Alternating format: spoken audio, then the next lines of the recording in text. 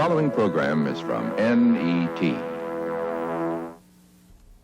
He stood there, alone on the stage, with one hand up in the air, and he was a perfect target. And a man, police say he was Thomas Hagen, ran down the aisle with a shotgun, and the ones with him were already shooting, when the shotgun was right in front of Malcolm X, and both barrels raked him. Malcolm went straight back, and the sound of his head slamming onto the wooden floor was mixed with the screams, and he lay on his back on the stage of an old ballroom.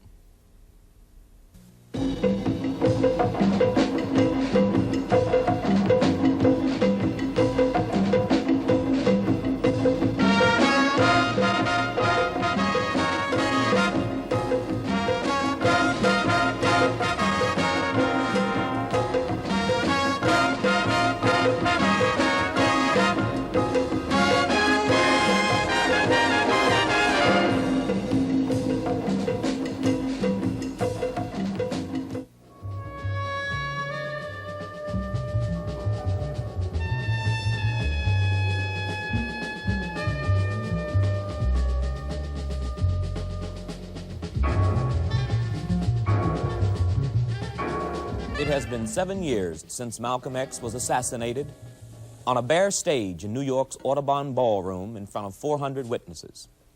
Shortly afterwards, 3 men were brought to trial and found guilty of the murder. But circumstances surrounding the trial, the assassination itself, accounts in the press, and subsequent actions were so peculiar that 7 years hence, the question of who killed Malcolm is still with us, although 3 men have been convicted of his murder. We must ask the larger question: why was he murdered?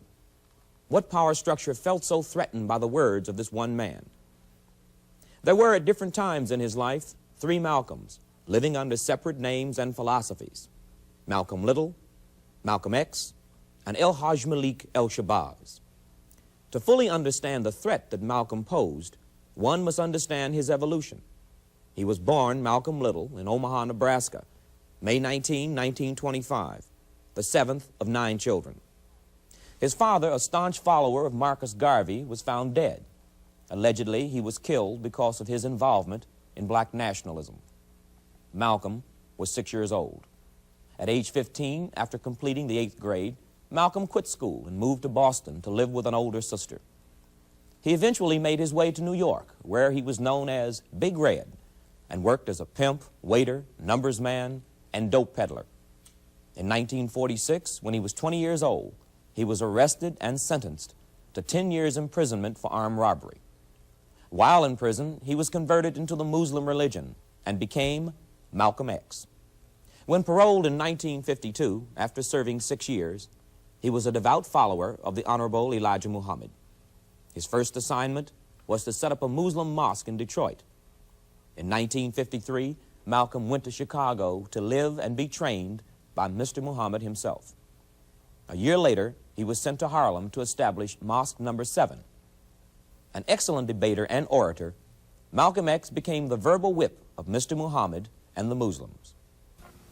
Well, sir, if we have sat around here for the past 100 years begging all of the white political hypocrites and every president that has taken office for some kind of freedom or some kind of justice and some kind of equality, and we today yet don't have it, then I think you can easily see that the Honorable Elijah Muhammad is right when he says that the only way the black man can be free is when he has a land of his own and a government of his own and an economy of his own, an industry of his own, so he can do the things for himself that he now is waiting and begging the white man to do for him and never gets done.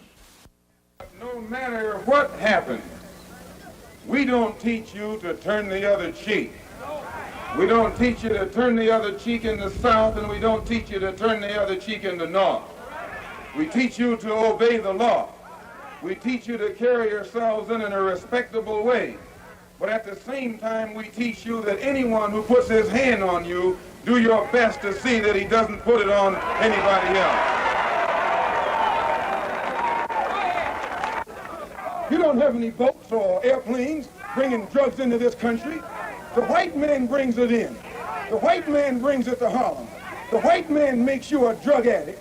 The white man then puts you in jail when he catches you using drugs. Who Who is it that controls the prostitution in Harlem? It's the white man. Who controls the large sale of whiskey and wine? It's the white man. You don't have any distillery. You don't own Shenley's. You don't own Old Overholt or Seagram. You don't put the seal on that bottle of whiskey. It's the white man. Who gives you the deck of cards and the dice that you use to gamble with? It's the white man. And after he sell them to you, he catch you with them and put you in jail for using them. Malcolm warned against the drug threat long before it had become a popular issue. Because he preached separatism at a time when most blacks pursued integration, Malcolm was not fully appreciated by most blacks during his lifetime. He was often branded a, quote, radical militant because of his outspoken attitude toward whites. When the Honorable Elijah Muhammad finishes opening your and my eyes and making it possible for us to see this white man like he really is, he don't have to worry about us integrating with him. We don't want to be around that old pale thing.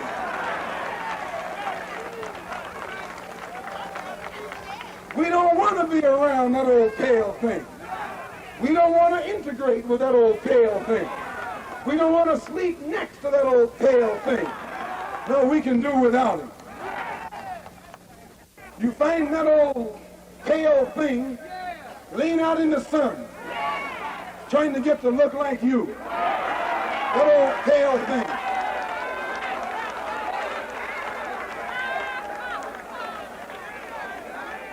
You find him using man tan, trying to look like you.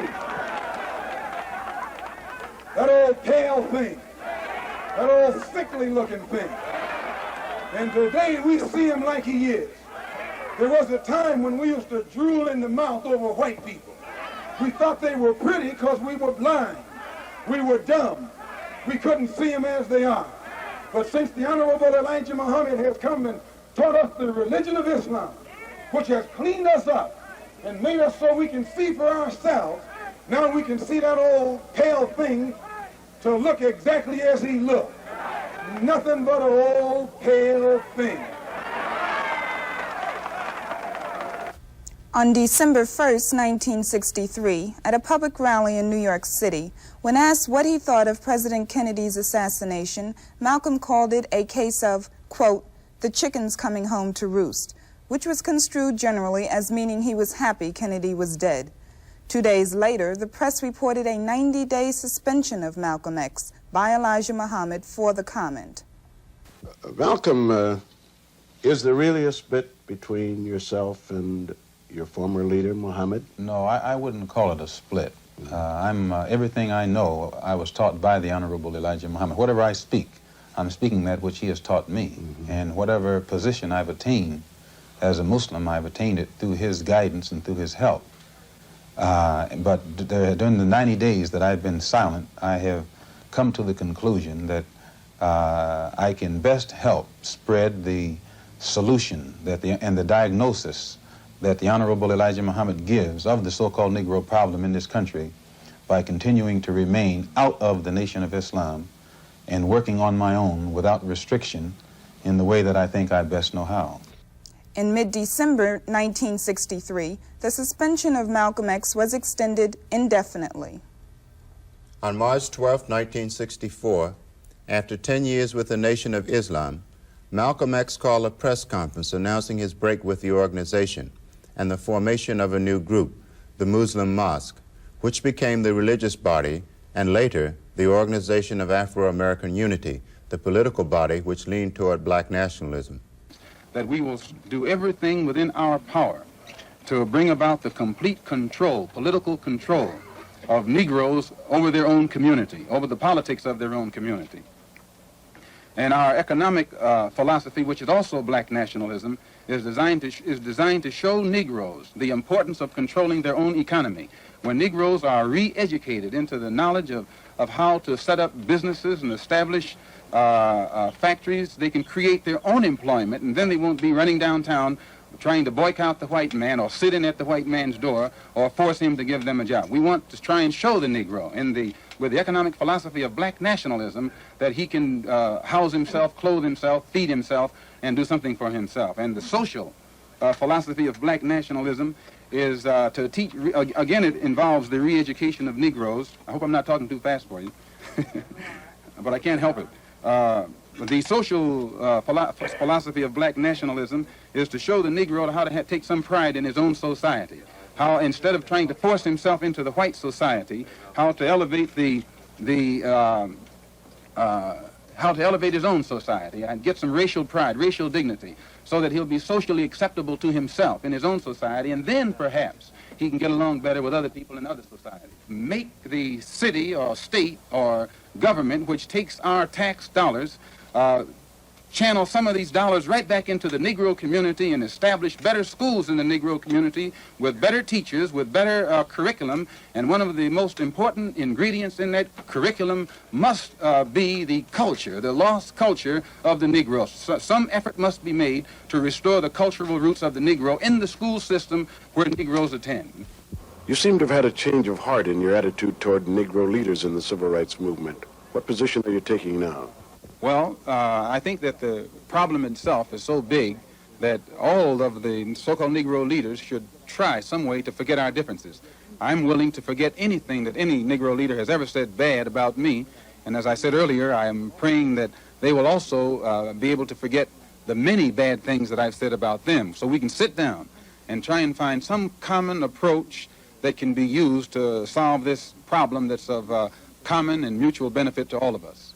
After his break with the Muslims, Malcolm broadened his scope to include the international scene, and it was at this point that his life was threatened. In April 1964, Malcolm made a pilgrimage to Mecca. Here, at 39 years old, he received the name El-Hajj Malik El-Shabazz, the honorary Hajj being given to all who visit that Muslim holy city. From Mecca, he journeyed to Nigeria, Ghana, Morocco, and Algeria, finally returning to the United States May 21, 1964. Malcolm wanted to galvanize public opinion against the United States for its oppression of black Americans and to get African support in bringing the American racial question before the United Nations. To do this, he needed the support of independent African states, and so in the summer of 1964, Malcolm returned to Africa for a 4-month tour of 14 countries. In his autobiography, Malcolm notes that he was followed throughout Africa by persons from an unknown source. One of them was described as, quote, a thin-lipped, olive-skinned man. On July 23, 1964, Malcolm was in Cairo, Egypt, to deliver a scathing attack of Washington's domestic and foreign policies in an address before the African Summit Conference when he collapsed in his hotel room with severe abdominal pains. According to Eric Norden, in an article, The Murder of Malcolm X, Malcolm was rushed to a Cairo hospital, suffering from toxic poisoning, and had to have his stomach pumped. Malcolm later said he had been deliberately poisoned. Throughout the fall of 1964, Malcolm worked primarily on his plan to indict America in the United Nations. According to Eric Norden's information, Malcolm had been under surveillance since he broke with the Muslims, but now there were as many as, quote, 3 different agents shadowing him at one time. In early February 1965, Malcolm flew to London to address the Council of African Organizations. From there, he was scheduled to fly to Paris to deliver another speech. However, on February 9th, when his plane landed in France, he was told by agents of the French government not to deplane, and he was ordered to leave the country immediately. Later, Malcolm was to say, according to Eric Norden, after an interview with Malcolm's sister, that his being barred from France led him to believe that the plotters of his death were much bigger than the Muslims. On Saturday, February 12th, Malcolm returned to the United States by route of London.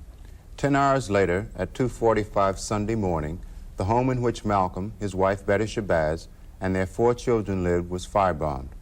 The house was severely damaged, although Malcolm and his family amazingly escaped unharmed. In an article entitled The Last Days of Malcolm X, Earl Grant said, quote, evidently, there were several degenerate persons involved in this cowardly attack. The one in the rear had lost control of his flaming bottle and dropped it. Had this bottle been thrown into the house, Malcolm and his family would have been trapped. On February 20th, he called a business meeting of his new group, the Organization of Afro-American Unity. That night, Malcolm stayed alone in a 12th floor room at the New York Hilton Hotel on 53rd Street and 6th Avenue. His family had been put up by friends in Queens, New York. A man later identified as Thomas Hagen, one of Malcolm's assassins, would be identified by a Hilton Hotel house detective as one of 3 black men asking questions about the location of Malcolm's room the night before his death. The next morning, Sunday, February 21st, the day of his murder, Malcolm left his 12th floor hotel room, got into his blue Oldsmobile, and finally parked his car a number of blocks from the Audubon Ballroom, where his organization's meeting was to take place. He entered the main ballroom about 2:30 p.m. Shortly after 3 p.m., approximately 400 people had crowded into the ballroom, sitting on folding wooden chairs. One of Malcolm's aides introduced him. The New York Herald Tribune, February 22, 1965, reconstructed what happened from eyewitness accounts. The applause stopped, and the people sat down, and Malcolm's goateed face looked up and he said, "Assalamu alaikum." And the crowd murmured its response of, "Peace be with you also." And then the 2 lead-off men made their move. They were in a middle row, and they stood up and started pushing each other. And one of them was saying, "Get your hands out of my pocket. Stop messing with my pocket." Malcolm's bodyguards started to move towards them to break it up. And up on the stage, Malcolm stepped out from behind the lectern, and he was saying, "Now, brother, break it up. Let's cool it." He stood there, alone on the stage, with one hand up in the air, and he was a perfect target. And a man, police say he was Thomas Hagen, ran down the aisle with a shotgun, and the ones with him were already shooting, when the shotgun was right in front of Malcolm X, and both barrels raked him. Malcolm went straight back, and the sound of his head slamming onto the wooden floor was mixed with the screams, and he lay on his back on the stage of an old ballroom.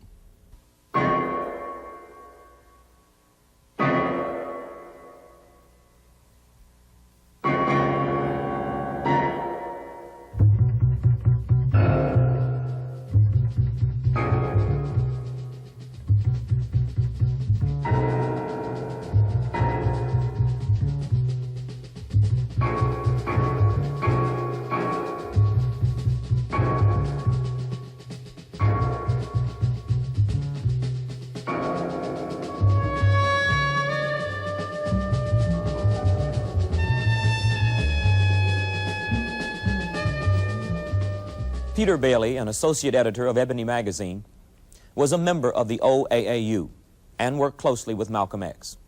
He was at the Audubon the day of the shooting. That same day, he wrote his immediate reactions to what took place. I was in the rear of the ballroom, sitting and waiting at the entrance for the speakers who were expected. After hearing 4 shots, I ran into the main ballroom, looked up front, and saw nothing but confusion. The place sounded like a battlefield.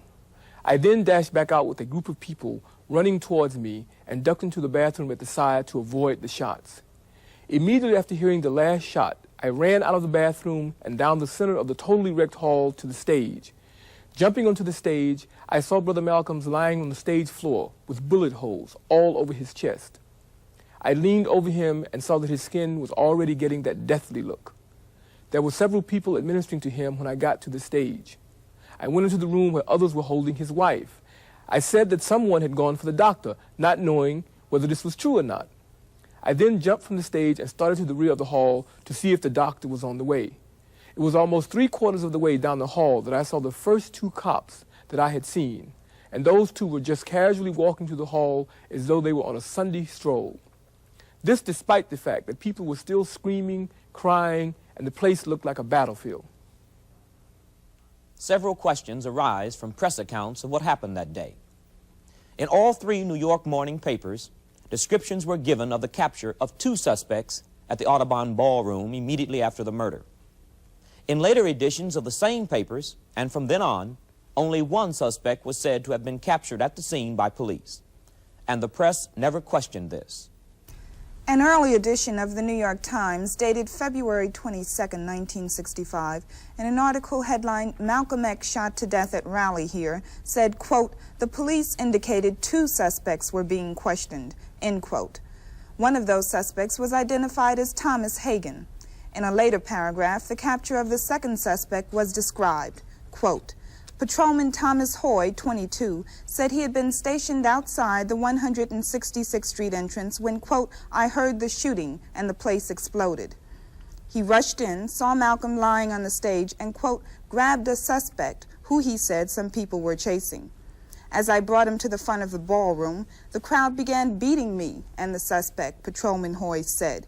He said he put this man, not otherwise identified later for newsmen, into a police car to be taken to the Wadsworth Avenue station. A late city edition of the same paper only indicated one person, Thomas Hagan, was captured at the scene. There is no further mention of a second suspect from then on. All early edition February 22nd newspapers were actually on the newsstands the night of February 21st, which is the date of the assassination. In the February 22nd early edition of the New York Daily News, the same thing happened. Quote, 2 men, one the reputed assassin, were taken by police from the hands of a howling mob of Malcolm's followers. Both men were spirited away by the police. Again, later editions made no further mention of a second man. Because of the mystery surrounding the second suspect, several independent writers and lesser-known publications have wondered if he could have been a police agent, and several other questions follow. What was the other man arrested by Patrolman Hoy doing to make the crowd think him a suspect? The police never explained why they didn't release this suspect's name as they did with Thomas Hagan's. He was described by eyewitnesses at the Audubon Ballroom as a, quote, tight-lipped, olive-skinned man with slanted eyes. The same description was used by Malcolm for a man he said followed him throughout Africa and Europe.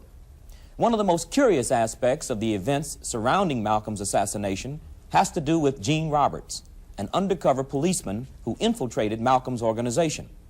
Shown here administering mouth-to-mouth resuscitation to Malcolm as he lay on the Audubon stage. The Muslims claim Roberts had defected from them with Malcolm the year before. He finally surfaced as an undercover police agent at the New York trial of the Panther 13. According to the New York Times of December 8, 1970, Roberts was assigned to undercover work when he became a policeman in 1965, the year that Malcolm was killed, and did not reveal himself until his Panther 13 grand jury testimony on April 1, 1969.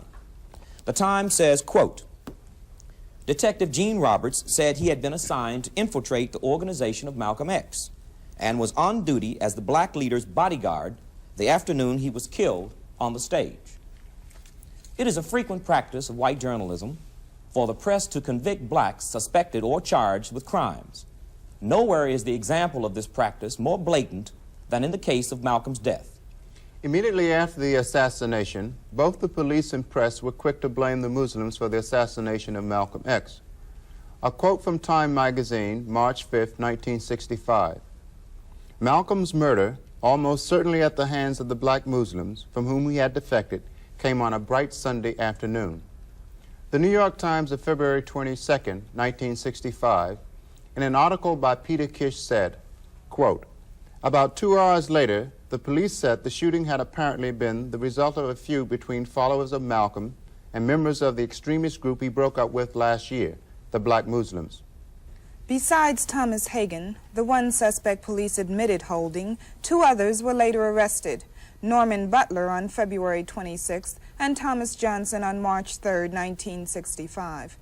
Both Butler and Johnson were well-known Muslims who were out on bail on an assault charge at the time of Malcolm's murder. Neither was arrested at the scene.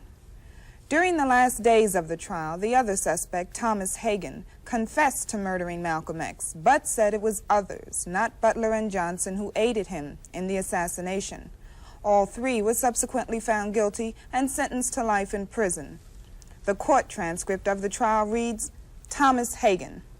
I know that they, Butler and Johnson, didn't have anything to do with the crime that was committed at the Audubon Ballroom February 21st, that I did take part in it, and that I know for a fact that they weren't there, and that I wanted to tell this to the jury, this to be known to the jury, the court, and the judge. I want to tell the truth.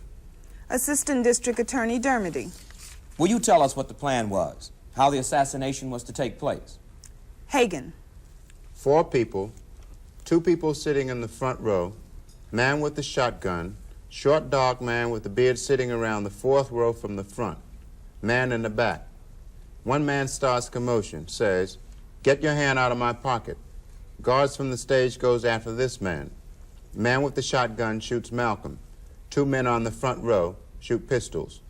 DA. And which of these men were you? Hagen. One of the men sitting on the front row. Later in the court transcript, DA.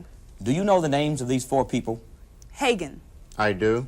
DA. Give us the names of these four people that you say you know were involved with you. Hagen.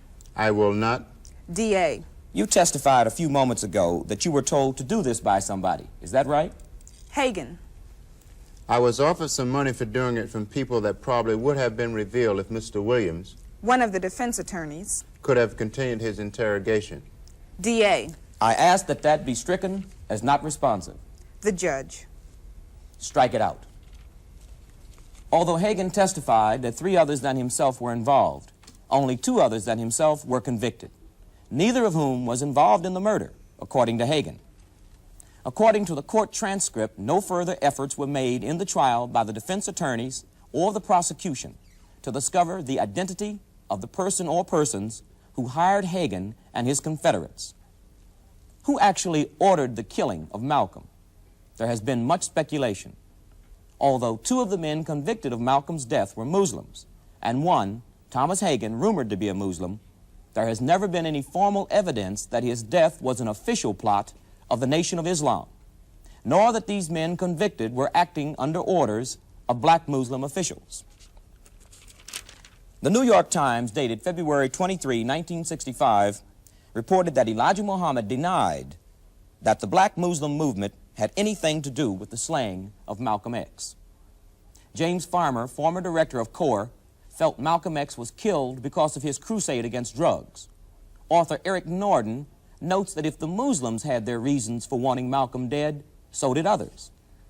Novelist Jay Kennedy also said it was because of drugs, but specifically named Red China as the force behind the assassin. Malcolm's sister, Ella Collins, said that his death was planned even before he was refused entry into France by the Western power structure. It has been 7 years since the assassination of El Hajj Malik El Shabazz, but there are still numerous questions left unanswered and many ends left dangling.